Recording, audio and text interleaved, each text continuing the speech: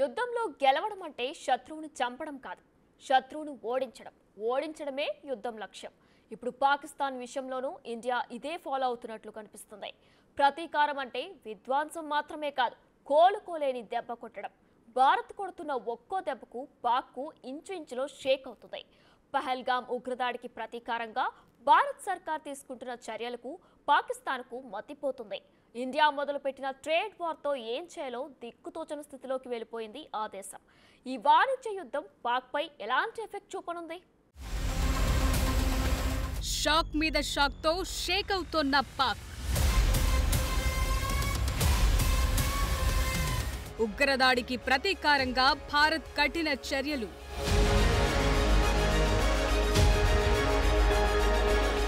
ఇంచుల నుంచి అంచుల దాకా వణుకుతోన్న పాక్. పాకిస్తాన్ను భారత్ అష్టదిగ్బంధనం చేస్తోంది.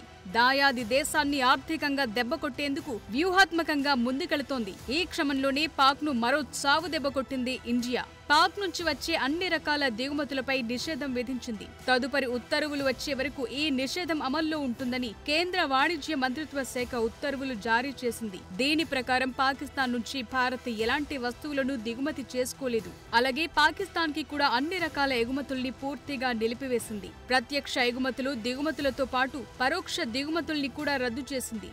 ఈ నిర్ణయం వాణిజ్య, ఆర్థిక రంగాల్లో పాక్ పై ఒత్తిడి తీసుకొచ్చేందుకు భారత్ చేపట్టిన దీర్ఘకాలిక వ్యూహాల్లో ఓ భాగంగా చెప్తున్నారు. ఇప్పటికే సింధు జలాల ఒప్పందాన్ని నిలిపేయటం, అట్టారీ వాఘా సరిహద్దుని మూసేయటం, పాకిస్తానీ రాయబార కార్యాలయ సిబ్బందిని తగ్గించడం లాంటి చర్యలు చేపట్టిన భారత్ ఈ వాణిజ్య నిషేధంతో పాక్ ని మరో గట్టి దెబ్బ కొట్టిందనే చెప్పాలి. పహల్గాం ఉగ్రదాడికి ప్రతీకారంగా భారత్ నుంచి తగులుతోన్న ఒక్కో దెబ్బకు పాకిస్తాన్ విలవిల్లాడిపోతోంది. ఇప్పటికే రెండు దేశాల మధ్య దౌత్య సంబంధాలు తీవ్రంగా దెబ్బతిన్నాయి. ఇదే సమయంలో వాణిజ్య యుద్ధం కూడా తీవ్రమైంది. ప్రజా ప్రయోజనం, జాతీయ భద్రత ఆధారంగా పాకిస్తాన్ నుంచి ప్రత్యక్ష, పరోక్ష దిగుమతులన్నింటినీ భారత్ నిషేధించింది. ఇప్పటికే భారత్ పాక్ మధ్య ఉన్న ఏకైక భూ సరిహద్దు కేంద్రం అట్టారీ వాఘా సరిహద్దుల్లో ఇంటిగ్రేటెడ్ చెక్ పోస్ట్ ని మూసివేశారు. దాంతో భూమార్గం ద్వారా వాణిజ్యం పూర్తిగా నిలిచిపోయింది. పాకిస్తాన్ విమానాలకు భారత్ తన గగనతలాన్ని కూడా మూసేసింది. దాంతో వాణిజ్య రవాణాకు సంబంధించిన విమాన సేవలు కూడా ఆగిపోయాయి. మొత్తంగా పాకిస్తాన్ నుంచి అన్ని రకాల వస్తువుల ఎగుమతులు, దిగుమతుల్ని ప్రత్యక్షంగా, పరోక్షంగా నిషేధించారు. ఇప్పటికే పాకిస్తాన్ ఆర్థిక వ్యవస్థ ఎంతో బలహీనంగా ఉంది. ఇప్పుడు భారత్ ప్రకటించిన వాణిజ్య యుద్ధంతో దాయాది దేశం మరింత ఎఫెక్ట్ కానుంది. తాజా నిషేధంతో ఔషధాలు, రసాయనాలు, పండ్లు, కూరగాయలు, డ్రై ఫ్రూట్స్ లాంటి వస్తువుల కొరత ఏర్పడే అవకాశం ఉంది. గతేడాది పాకిస్తాన్ నుంచి భారత్ కు సుమారు $305 మిలియన్ విలువైన వస్తువులు దిగుమతయ్యాయి. ఆ లెక్కను చూస్తే పాకిస్తాన్ ఇప్పుడు భారీగా నష్టపోయే అవకాశం కనిపిస్తోంది. ఇక భారత వస్తువులు దుబాయ్, సింగపూర్, శ్రీలంక దేశాల ద్వారా పాకిస్తాన్ కి చేరుతున్నాయి. పాకిస్తాన్ కూడా భారత వాణిజ్య ఆంక్షలను అధిగమించేందుకు కొన్ని వస్తువుల్ని దుబాయ్, సింగపూర్, కొలంబో ఓడరేవుల ద్వారా పంపుతోంది. ఇలా పరోక్షంగా జరిగే వాణిజ్యం విలువ సుమారు $10 బిలియన్ ఉంది. ఈ నిషేధంతో ఈ తరహా వాణిజ్యం కూడా ఆగిపోనుంది. ఈ చర్యల వల్ల పాకిస్తాన్ లో ద్రవ్యోల్బణం పెరిగే అవకాశాలు కనిపిస్తున్నాయి. ఆహార కొరతతో పాటు ఔషధాల కొరత తీవ్రమవుతుందని అంచనా వేస్తున్నారు. 2023-24 మధ్య అట్టారీ వాఘా సరిహద్దు ద్వారా భారత్, పాక్ మధ్య 3,887 కోట్ల విలువైన వాణిజ్యం జరిగింది. ఈ వాణిజ్య నిషేధంతో పాక్ లో దిగుమతి చేసుకునే వస్తువుల ధరలు పెరగటం, ఎగుమతి అవకాశాలు తగ్గటం లాంటి సమస్యలు తలెత్తుతున్నాయి. భారత్, పాకిస్తాన్ మధ్య వాణిజ్య సంబంధాలు 2019 నుంచే దాదాపుగా స్తంభించాయి. పుల్వామా దాడి తరువాత రెండు దేశాల మధ్య అంతంత మాత్రంగానే వాణిజ్యం కొనసాగుతోంది. అయినప్పటికీ దుబాయ్, సింగపూర్ లాంటి దేశాల ద్వారా ఎన్నాళ్లు అనధికార వాణిజ్యం జరిగింది. ఇప్పుడు ప్రత్యక్షంగా, పరోక్షంగా జరిగే ఎగుమతులు, దిగుమతులపై భారత్ నిషేధం విధించింది. భారత్ తీసుకున్న ఈ వ్యూహాత్మక చర్యలు పాకిస్తాన్లోని ఉత్పత్తిదారులు, వ్యాపారులపై తీవ్ర ఆర్థిక ప్రభావాన్ని చూపుతాయని విశ్లేషకులు చెప్తున్నారు. మొత్తంగా పెహల్గాం ఉగ్రదాడి రెండు దేశాల మధ్య ఆర్థిక, దౌత్య, వాణిజ్య సంబంధాలను తీవ్రంగా దెబ్బతీసింది. సరిహద్దులు మూసేయటం, సింధు జలాల ఒప్పందం రద్దు, పాక్ వస్తువుల దిగుమతిపై నిషేధం విధించడం లాంటి చర్యలు పాకిస్తాన్ ఆర్థిక వ్యవస్థపై ఎక్కువ ప్రభావం చూపనున్నాయి.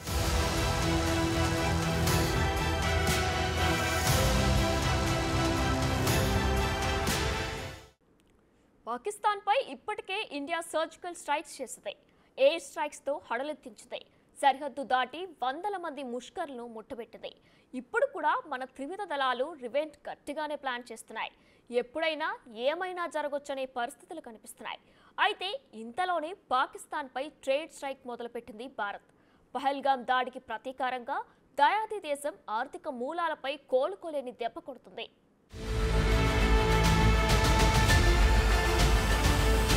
పెహల్గాం టెర్రరిస్ట్ అటాక్ కి ప్రతీకారంగా ఓ 30 మంది ఉగ్రవాదుల్ని లేపేస్తే పాక్ సృష్టించిన మారణ హోమానికి లెక్క సరిపోతుందా?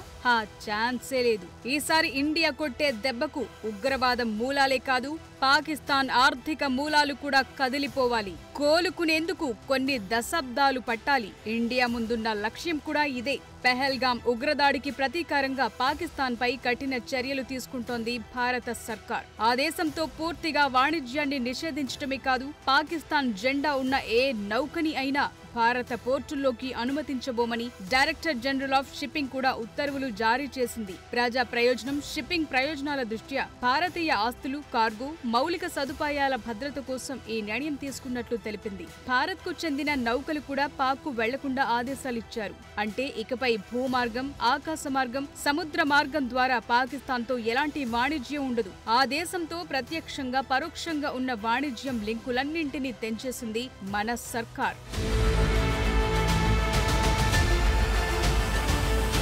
పాకిస్తాన్ ఆర్థిక వ్యవస్థ ఇప్పటికే బలహీనంగా ఉంది. మనతో పోలిస్తే పాక్ ఎకానమీ చాలా వెనుకబడింది. ఈ ఏడాది భారత జీడీపీ $4.2 ట్రిలియన్ ఉంటే పాకిస్తాన్ జీడీపీ కేవలం $349 బిలియన్ అంచనా వేశారు. ఇప్పటికీ ఆర్థిక సంక్షోభంలో కొట్టుమిట్టాడుతోన్న పాకిస్తాన్ కు భారత్ తీసుకుంటున్న చర్యలు మరింత ఒత్తిడి పెంచుతున్నాయి. ఇదిలా ఉంటే విదేశీ నిధులను పాకిస్తాన్ ప్రభుత్వం ఉగ్ర కార్యకలాపాలు, సీమంతర ఉగ్రవాదం, ఇతర చీకటి పనులకు కేటాయిస్తోందని నిరూపించడం ద్వారా ఆ దేశానికి విదేశీ ఆర్థిక సాయం నిలిచిపోయేలా చేసే దిశగాను భారత్ అడుగులు వేస్తోంది. ఇందుకోసం ఫినాన్షియల్ యాక్షన్ టాస్క్ ఫోర్స్ పై భారత్ తీవ్ర స్థాయిలో ఒత్తిడి చేయనుంది. ఆ టాస్క్ ఫోర్స్ కు చెందిన గ్రే జాబితాలోకి చేరితే పాక్ కు అంతర్జాతీయ సాయం, నిధుల మంజూరు, విదేశాల ఆర్థిక మద్దతు, విదేశీ పెట్టుబడుల రాక కష్టమవుతుంది.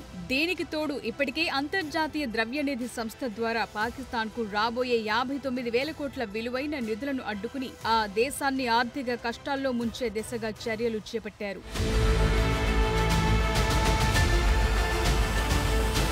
విదేశాల నుంచి ఆర్థిక సాయం రూపంలో అందుతోన్న నిధులను దేశాభివృద్ధి కోసం కేటాయించకుండా అందులో కొంత మొత్తాన్ని ఉగ్ర కార్యకలాపాలకు వెచ్చించినట్లు పాకిస్తాన్ పై గతంలో ఆరోపణలొచ్చాయి. అవి నిజమని తేలటంతో పాక్ ను 2018లో FATE గ్రే లిస్టులో పెట్టింది. దాంతో విదేశీ సాయం అందక పాక్ తీవ్ర ఆర్థిక ఒడిదుడుకులను ఎదుర్కొంది. మళ్లీ 2022లో గ్రే లిస్టు నుంచి పాక్ కు విముక్తి లభించింది. ఇప్పుడు కూడా మళ్లీ పాకిస్తాన్ ని గ్రే లిస్టులోకి చేర్చేలా FATF పై భారత ప్రభుత్వం ఒత్తిడి పెంచింది. ఇందులోని 40 దేశాల్లో భారత్ తన మిత్ర దేశాల ద్వారా ఈ పని ముగించేందుకు ప్లాన్ చేసింది. ఈ మేరకు ఇంకొన్ని రోజుల్లోనే మద్దతు కూడగట్టేందుకు ఆయా దేశాలతో భారత్ సంప్రదింపులు మొదలుపెట్టినట్లు చెప్తున్నారు.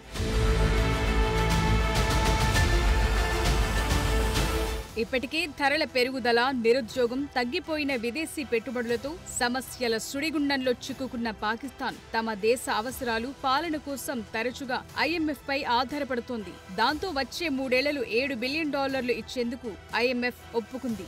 ఈ నిధులొస్తే పాక్ వాటిని ఉగ్ర కార్యకలాపాలకు దుర్వినియోగం చేయనుందని ఆందోళనను వ్యక్తం చేయనుంది. భారత్ వాదన నెగ్గితే ఆ నిధులు ఆగిపోవటమో, తగ్గిపోవటమో జరగొచ్చు. అంతేకాదు పాక్ నిధుల మంజూరుపై మరోసారి ఆలోచించుకోవాలని అంతర్జాతీయ సంస్థలు, సంఘాలను సైతం భారత్ కోరబోతోంది.